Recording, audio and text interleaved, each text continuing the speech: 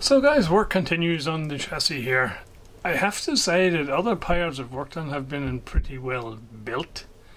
This one seems to be really sloppy, like you have, you know, this sort of thing flying in the air here, and with big, long, very long tails on the resistors and so on. So, and there's no mechanical joints. All the things are just laid together and soldered. So, yeah, it makes it easy for it all to come apart. But yeah, it's not very good. So what I'm thinking of doing right now to tidy up a bit is I'll probably put a tag strip down along here for all these earth connections, and hopefully, since I'll be using capacitors are much smaller in size, I'll have a little bit more space here to work.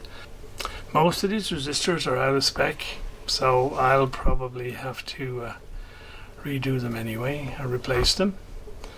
And the big challenge is I need to get this dual selector switch out of here so I can stick it in a ultrasonic tank, because these contacts are in such bad state I can't really clean them in situ. And so to do that I have to sort of decode all of this wiring here, and so that's a lot of what's going on here at the moment. So it's boringly slogging work, but I got to get it done so that I'll have something to put back. Concerning that sort of snapped wire component that I took out the last time, which is probably an inductor, I can't find any circuit that includes that. So one of the options I do have, which I'm considering, is to actually make this set like this schematic. In other words, replace the JA8 that I have with replace the 6A8 that I have with an actual 6J8, and then I can use this diagram. So that's a possibility that I'm considering at the moment. You shall see. So yeah, it's sort of slow going, but I think the more care and attention I put now, the easier it'll be to get it all back together and get a working set a little bit later. I've ordered up a bunch of stuff from Antique Radio Supply. So I've ordered up some what I hope are the right size brass eyelets, because I would really like to remove this one here to help me get the wafer switch out of here, and these two guys up here just so I can remove all the rust that's on the inside of this part of the chassis. And so yeah, so I'm just waiting for all that to arrive, and I got a bunch of stuff like grid caps for the valves and so on, which will hopefully make it look nicer when it goes back together. So we're well and truly down the rabbit hole at this point, so time will tell if we ever manage to get all this back together.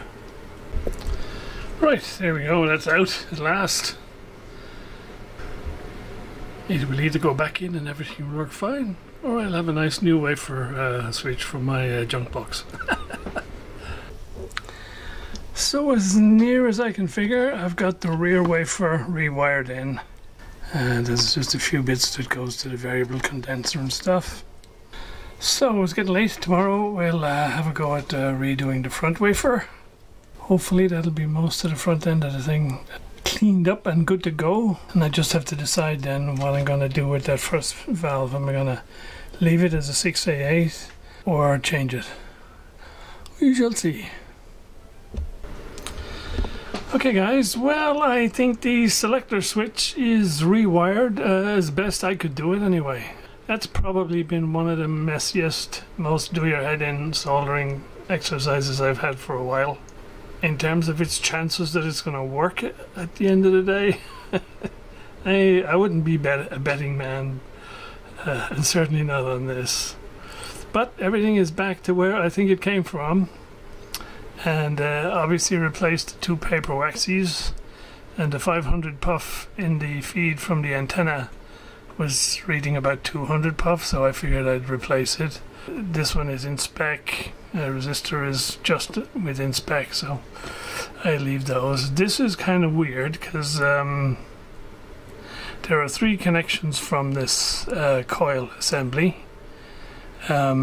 And there is if you like, a resistance measurement between these two lower terminals, but there is no connection anywhere to the one on the top, which is going to chassis here. So effectively this is like just one coil, and it measures about 70 ohms across the two terminals here. So that just seems weird to me, that you'd have 3 coils and only 2 connections. But physically, if I look down inside, there's no sign of a wire going to this connector at all. And if I look at where the wires are, they all seem to be coming down this end. So yeah, there we go. Okay, this has been a little bit of a strain on the brain, so I'm going to pack it in for today and we'll come back to it tomorrow. So moving slowly along, I've almost completely finished rewiring up and tidying up the 6A8 here. The only thing that's missing is a 300 microhenry inductor. I'm assuming that's what it is, but I'll order that up when I have another order of stuff that I need, because I'm not going to order up a single inductor on its own and pay the postage. So this one is all but done. I got rid of all the terrible mangled mess of wiring here that was essentially all going to chassis, and just put a sort of a fairly simple bus bar thing in here, so I can run up all the grounds, all the chassis connections, in such a way to make it easier to work on later when I'm troubleshooting, which I will undoubtedly be. So, and the next I'm going to do is do all the sort of mapping of the wiring for the SK7 here, and then when that's done, then I can put back in the IF transformer here and the tuning condenser, and it'll start to look a little bit more populated up this end, but everything is sort of dictated by when you have access to things like mounting holes and stuff. So moving along.